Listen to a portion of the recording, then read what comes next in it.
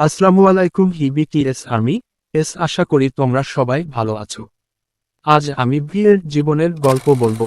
চলো শুরু করা যাক। এবার আমি বিটিএস এর ভি বা কিং তেহিউংয়ের জীবন কাহিনী বাংলায় সুন্দরভাবে সাজিয়ে বলছি। কলা সম্পাদন, শৈশব ও পরিবার। ভি এর আসল নাম কিং তেহিউং। তিনি জন্মেছেন 1995 সালের 30 ডিসেম্বর দক্ষিণ কোরিয়ার দেগু শহরে। ছোটবেলা কেটেছে গিচাং জিউচং নামের একটি গ্রামে। পরিবারে ছিলেন বাবা মা, দাদা দাদি এবং ছোট দুই ভাইবোন। ছোটবেলা থেকেই তিনি খুব দুষ্টু, মজার আর পরিবারের সবার আদরের ছেলে ছিলেন। গ্রাজুয়েশনের টুপি পড়াশোনা ও স্বপ্ন।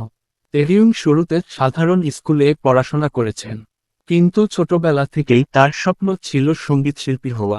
তিনি প্রথমে স্যাক্সোফোন শেখা শুরু করেন, কারণ তার বাবা চাইতেন ছেলে একজন শিল্পী হোক। পরে তিনি ভর্তি হন কোরিয়ান আর্টস হাই স্কুল, যেখানে সঙ্গীত ও নাচে প্রশিক্ষণ পান। উজ্জ্বল তারা যাত্রা। একদিন বন্ধুর সঙ্গে তিনি অডিশনে গিয়েছিলেন। মজার ব্যাপার হলো, বন্ধু নির্বাচিত না হলেও তেহিউং নিজেই সিলেক্টেড হয়ে যান। এভাবেই তিনি বিগিট এন্টারটেইনমেন্টে ট্রেইনি হিসেবে যোগ দেন। 2013 সালে তিনি আনুষ্ঠানিকভাবে বিটিএস এর একজন সদস্য হয়ে আত্মপ্রকাশ করেন। ভক্তদের কাছে তিনি ভি নামে পরিচিত হন। মাইক্রোফোন শিল্পী হিসেবে সাফল্য। ভি তার গভীর ও আবেগময় কণ্ঠস্বরের জন্য বিশ্বজুড়ে পরিচিত।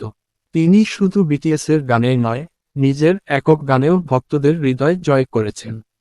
তার প্রথম সোলো অ্যালবাম ভয়ওভার 2023 প্রকাশের পর বিশ্বজুড়ে দারুণ প্রশংসা পায়।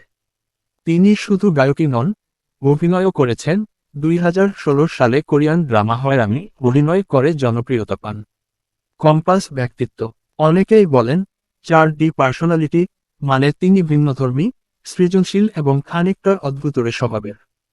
তিনি ফটোগ্রাফি, চিত্রকলা, জ্যাজ সঙ্গীত এসবের প্রতিও ভীষণ আগ্রহী। ভক্তদের জন্য তিনি অনেক সময় ভ্যান্ট নাম ব্যবহার করে ছবি শেয়ার করেন। Military helmet. সাম্প্রতিক সময় দক্ষিণ কোরিয়ার নিয়ম অনুযায়ী সেনাবাহিনীতে সেবা দিতে হয়েছিল। 2023 সালের ডিসেম্বর থেকে দায়িত্ব পালন করে 2025 সালের জুন মাসে তিনি সামরিক সেবা শেষ করেন। ফিরে এসে তিনি ভক্তদের প্রতিশ্রুতি দিয়েছেন নতুন কাজ ও মিউজিক নিয়ে ফিরবেন। বেগুনি হাতটি রবার্তা। তিনি সবসময় ভক্তদের বলেন, ডানে ইশারা করা উল্টো হাতের তর্জনী, আমি আছি শুধু তোমাদের জন্য, আর তোমরা আছো আমার জন্য। লাইক, কমেন্ট, সাবস্ক্রাইব করে পাশে থাকবেন। ধন্যবাদ।